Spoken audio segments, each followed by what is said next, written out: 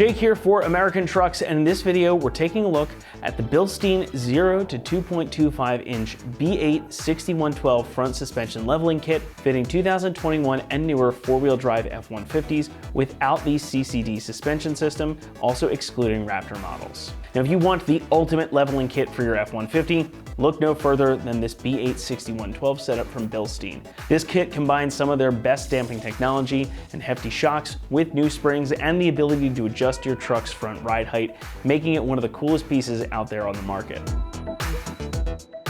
Now, if you've been shopping for leveling kits, you know that most of them are just going to give you additional height. But this one is different. There's a lot more to it. And coming from the suspension experts at Bilstein, that is to be expected. Now, this setup includes new springs, new shocks, and the ability to adjust your truck's front ride height with these cool adjustable collars. So all you gotta do is move this snap ring right here into one of the different grooves on the body of the shock. Now, if you move it all the way up to this top rung right here, this is gonna give you about a 2.25 inch lift, or you can leave it in the bottom rung as you see it here. It's gonna keep your truck at exactly your stock ride height. Then this perch just goes right on top, the spring goes on top here, your bump stop goes in just like that. Pretty simple. Now, you can also adjust this, of course, into any of these other grooves on the body of the shock to get the height dialed in just how you like it. It's pretty cool stuff. Now, adjusting that height once you have these installed is of course going to require you to take them out and reassemble the units with the snap ring in a different place. But having the ability to adjust this to your taste at all puts it far ahead of a ton of other leveling kits. Now, with these in their highest setting, you can fit some larger wheels and tires on here. Anything up to a pretty beefy 33-inch tire is gonna fit without issue. Anything larger than that is gonna require modifications or a bigger lift or leveling kit, but 33 should go on without a problem. Now, keep in mind too that if you are running these in a lower height, especially down at the stock height, you're gonna need to adjust your tire size down accordingly, keep it closer to the stock size to avoid running into any issues. However, there is more than height to talk about here. Now, Bilstein are the experts in damping, and I've run their shocks on several of my own vehicles and I've always been happy with the results. The B8s are some of their best for trucks, and they combine great damping out on the road with consistent fade-free performance on the trails. Now, these are a monotube design and they're specifically tuned for each vehicle application, so they're gonna suit the needs of the F-150 about as perfectly as you can get. Inside here, what you can't see is they feature something called digressive valving technology. So that is going to allow the shocks to basically instantaneously react to impacts and varying road surfaces. So inside you've got self-adjusting deflective disc valves, and that allows for more variability in rebound, compression, and travel. Now, all of that just adds up to more control out on the street or trail, and it's gonna have a good ride quality as well. So despite these being non-adjustable monotube shocks without remote reservoirs, the damping here is excellent, and you can definitely feel the difference in body control, especially versus stock. Now, these aren't gonna ruin the ride quality by any means. In fact, it stays pretty much the same. It's just gonna be a bit more firm and again, more control. It's going to eliminate some of that rolling and some of the pitching when you hit the brakes. It's a shock that really doesn't compromise in any way. Now, we also have to talk about the springs because these also come in the kit too. Now, these are beefed up versus your stock springs, so they're gonna match the characteristics of these shocks perfectly. And if any of you have ever had the misfortune of driving on cut springs, old tired rusty springs, or just a bad coilover setup before, you're gonna know why that's so important. Just like the shocks, these are specifically designed for each different vehicle application, and it's nice to see them included here because it makes for a really all-inclusive and cohesive setup. Construction, as you'd expect from Bilstein, is excellent. You get a huge 60mm diameter shock body, and it's zinc plated for durability and good looks. Now, inside here are those 60mm digressive pistons we were talking about, attached to a chromed and hardened piston rod.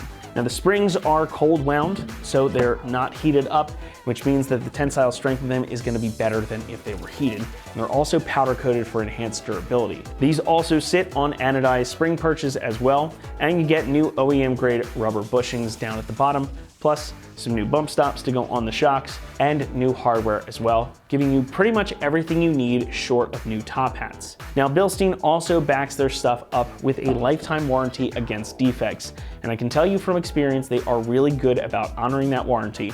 Just make sure you have your receipt. Pricing is gonna come in at about $875 for this kit. And while that is expensive for a leveling kit, this is positioned as a premium option, and thus you're gonna pay a premium to get it. But again, Bilstein's products are always a standout in the category, and if you've got the room in the budget for this, it's worth picking it up. Now we do also carry a matching set of rear shocks, so if you want a fully matched set front and rear, take a look at those on our site as well. Installation is gonna get a 3 out of 3 on our difficulty meter, and you can expect the job to take you about 4 hours to complete. Now, you are going to need a spring compressor for this job, no matter how you decide to tackle it. Whether you reuse your factory top hats or you get new ones, you're still gonna need that spring compressor in order to get everything set up and bolted together. So it is a bit of an involved process, and again, you're gonna need that tool. However, it is still something that you can accomplish at home if you've got the proper tools and some patience. So with that, let's head out to the shop and we'll walk you through the process. For this install, you will need air and electric impacts, a ratchet, 10, 16, 17, 18, 19, and 21 millimeter sockets, a 15 millimeter ratchet wrench, an 18 millimeter wrench, flathead screwdriver, needle nose pliers, or snap ring pliers, a ball peen hammer, a ball joint service tool, bungee cord, various pry bars, a spring compressor, and also not shown here is the jack and jack stands. What's up guys, today we're gonna be doing a leveling kit on our F-150, so let's get started. So we've got our truck up in the air, we've got the wheels off, and we're gonna start by removing this brake line bracket here from our knuckle. That's gonna prevent any stretching of our brake lines or any damage of anything in there. So we'll grab our 10 mil socket on our impact, remove the bolt, and just kind of let that loose from the knuckle. We'll go ahead and pop that off. Then we're just gonna set this bolt right back where it came from, just so we don't lose track of it. Make sure that's free of any catching. Next, we're gonna go ahead and remove our sway bar end link from our knuckle. So we'll grab our 21 mil socket on our impact, pop this nut free, push that out of its little mounting spot, just so it's free.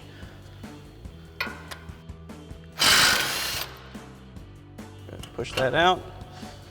Then again, same thing with this nut. We'll go ahead and put that right back on. It just helps keep track of everything. Next, we're gonna go ahead and loosen up our upper ball joint mounting nut with our 18 mil socket on our ratchet. We're not gonna fully remove it yet, but it's best to just go ahead and loosen it up now while the tie rod's still in. Kind of holds the knuckle in place, it's easier to loosen up.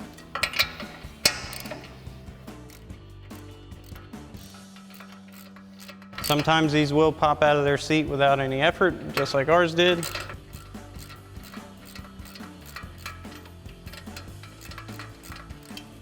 So we'll leave that as it is for now. Now we'll go ahead and pop our tie rod out, again using our 21 mil socket on our impact. Now again, sometimes these tend to pop out, but a lot of times you will need a ball joint service tool. That kind of just grabs on the knuckle here. We'll see if ours pops out, which it is doing. Again, we'll go ahead and replace that nut, just like so. Now we're gonna get ready to fully remove our upper ball joint from our knuckles. So we're gonna grab a bungee cord, wrap that around the top of the knuckle and hook it to the frame, just so this doesn't kind of just fall out and it pulls an axle or anything like that. Definitely don't want that.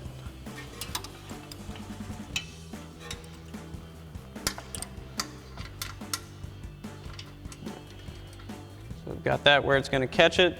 Now we're gonna get a small pry bar, push down on our control arm, go ahead and fully remove the nut, and then get our ball joint popped out of our knuckle and let this swing back.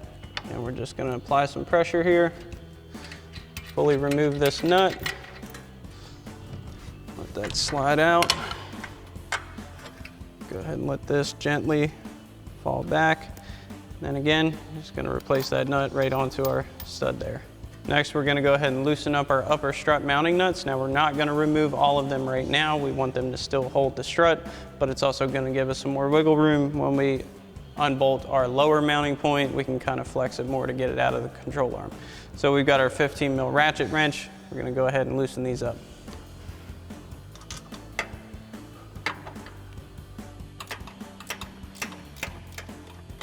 Now this rear one, you can take that one off, just because it's easier right now to do that.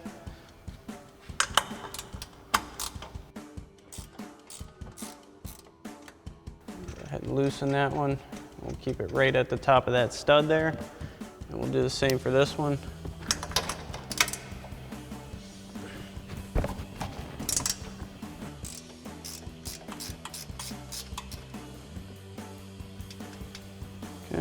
Next, we can go ahead and remove our 2 lower strut mounting nuts using our 18mm socket on our impact. So we'll go ahead and pop these 2 off.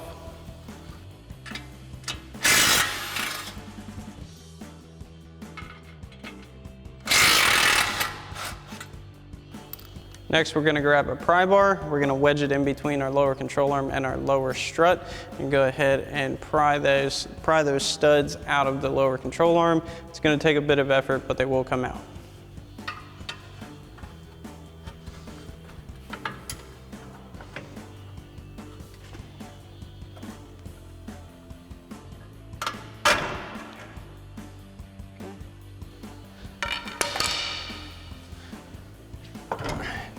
Now that we've got those out, we can go ahead and fully remove these last 2 nuts and remove our strut.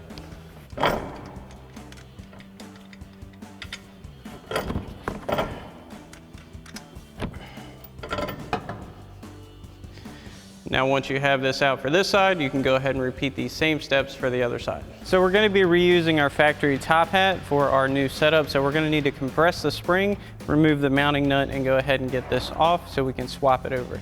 So we've come to our spring compressor here. You can also use a clamshell style spring compressor available at any auto parts store for rental, pretty easy if you don't have one of these, which most people at home don't. So we're gonna go ahead and get this set in. We're gonna hook the lower portion to the bottom of our spring here, and the top portion is gonna push down on the top hat. We'll go ahead and compress that, remove the 17mm mounting nut up top. Now, one thing to note here is you wanna notate the orientation of your top hat in relation to the bottom mounting portion, so everything is gonna line up when we put our new setup on. I like to go by the front mounting stud here. This is the forward one to the truck. It's gonna pretty much line directly up with our forward lower mounting stud. So we'll go ahead and make sure that lines up on the new one as well.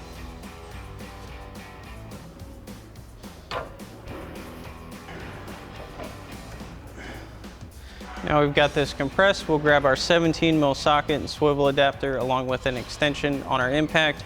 Go ahead and run this nut off. We can access it through the top. You can also use a pass-through ratchet and a smaller wrench to hold your stud if you don't have one of those. Now it's also important to support your strut assembly while you do this, because the bottom of it and the shaft is going to want to fall out when you remove that nut.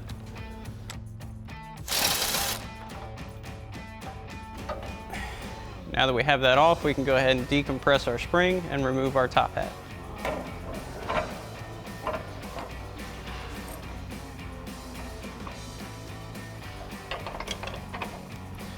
So now we'll go ahead, pull our top hat assembly off and set our factory setup aside. So now for our new setup here, we're going to go ahead and get our spring set in with our top hat on it. Compress that down, add in our new shock assembly, get our new top hat mounting nut on, and go ahead and get this secured.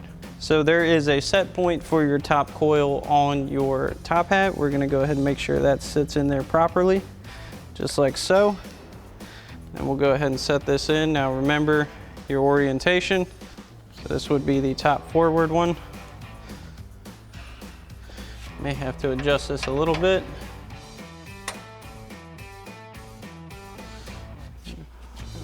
Both of these up. You want this as straight up and down as level as possible. That looks pretty good. So now we'll go ahead and compress this down again.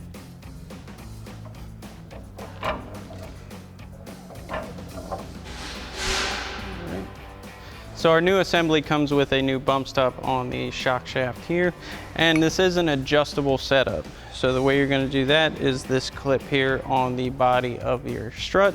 So if you want it to be at the stock height, you would just pull this apart, set it at the lowest setting here, which has a little recess for that clip. We have ours set at the highest setting, which is all the way up. So anywhere in between where you want your truck to sit is where you would put it. Now to grab this clip, you can use 2 pairs of needle nose or some snap ring pliers. Go ahead and pull it apart, set it where you want, clip it back in. Then we have our spring base. We'll go ahead and slide that over. That's going to sit right on that clip. So now we'll go ahead and send this up through our spring and top hat and get our new mounting nut installed. And again, you want to remember your orientation for mounting.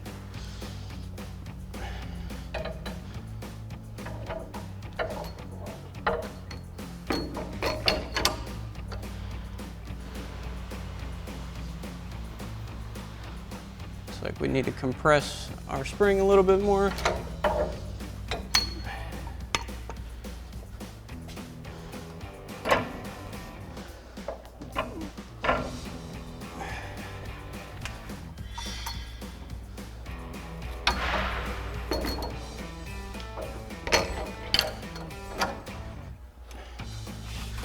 Now we'll go ahead and install our nut.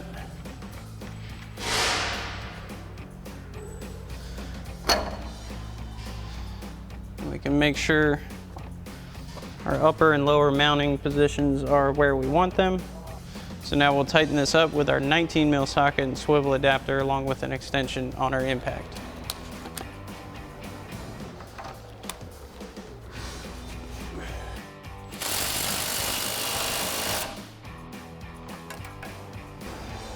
Now we can go ahead and decompress our spring.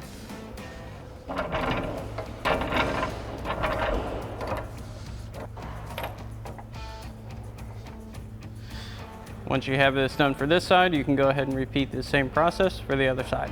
So now we're ready to install our new assembly. So we're going to get our upper studs mounted back in the perch, and get our factory 15 millimeter nuts loosely in place on them.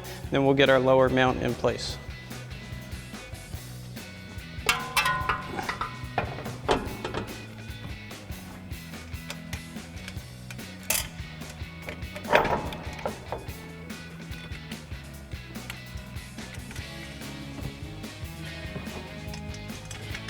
Now we can go ahead and get our lower mounting bolts in place. So we'll grab our provided 18 millimeter bolts. We'll get one bolt in. We'll make sure the other mounting ear lines up. If not, we can go ahead and adjust that and then go ahead and get them both in, get them mounted up. Get this first one through. That's going to act as a pivot. As you can see, this is still a little bit off, so we can go ahead and fix that very easily. So we'll go ahead and grab a small pry bar, get that in this opening here of our lower control arm, get it on our mounting ear. And we're just going to push back like so, and that will turn your mounting point very easily. It's not under any crazy tension. We'll go ahead and get our bolt through here. Go ahead and push that back. We'll get that one through. So now we'll grab our provided 18 millimeter locking nuts. We're gonna go ahead and pick up a little bit on our knuckle to get these bolts all the way through our lower control arm. And we'll loosely install our mounting nuts.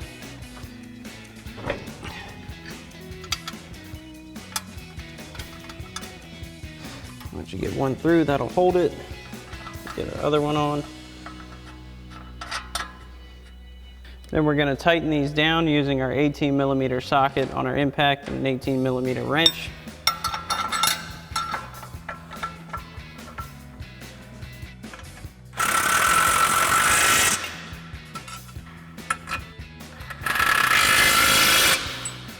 Now we can go ahead and fully tighten down our upper strut mounting nuts, again using our 15 mil ratchet wrench.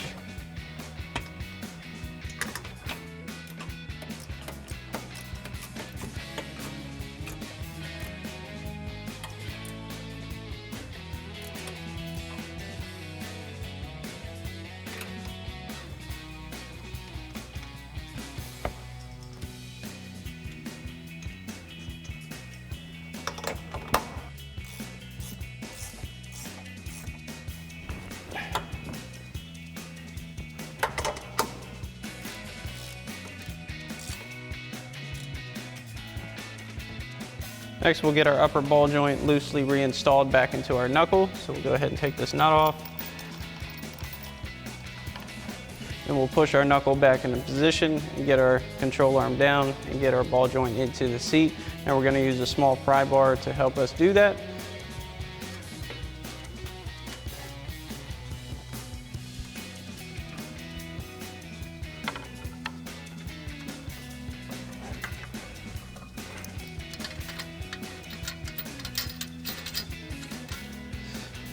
That'll hold it in position for now, so we can remove our bungee cord. Next, we'll reinstall our outer tie rod, so we'll take that nut back off, get our tie rod into its seat, reinstall that nut. Then we'll tighten that back down with our 21 mil socket on our impact. Now we can go ahead and fully tighten down our upper ball joint here. So again, we'll grab that pry bar just to help us with a little bit of pressure. And we'll again grab our 18 mil socket on our ratchet. Put this in.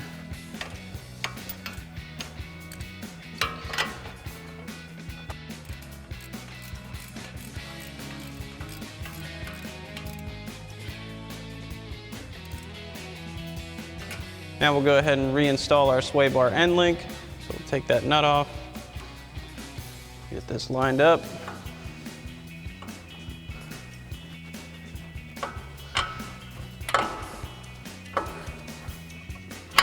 And pop that in, reinstall that nut. Tighten it back down again with our 21 mil socket. Now we can go ahead and reinstall our brake line bracket. So again, we'll pull that 10 millimeter bolt out, line our locator up, make sure that sits properly, reinstall that bolt, and we'll tighten it down with our 10 mil socket. So now once you've completed this process for this side, you can go ahead and repeat these same steps for the other side. And always remember to refer to the manufacturer-specific torque setting for all of your hardware. So this is an adjustable height setup, and based on where you set this snap ring retainer that is on the strut is where your height is going to sit. So we have ours set all the way at the highest setting. That would be the snap ring at the number 6 location.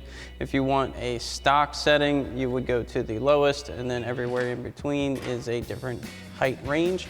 If you want to adjust that, simply when you're assembling it, you can take a set of snap ring pliers or something like that, or even 2 sets of needle nose, pull the snap ring apart, set it at the appropriate ring, and set your base on that for your spring. Alrighty guys, that about wraps up our review and install of our Bilstein 0 to 2 1/4 inch B8 6112 front suspension leveling kit for your 21 to current 4-wheel drive F-150 without CCD system and excluding the Raptor. Thanks for watching, and as always, for everything F-150, keep it right here at AmericanTrucks.com.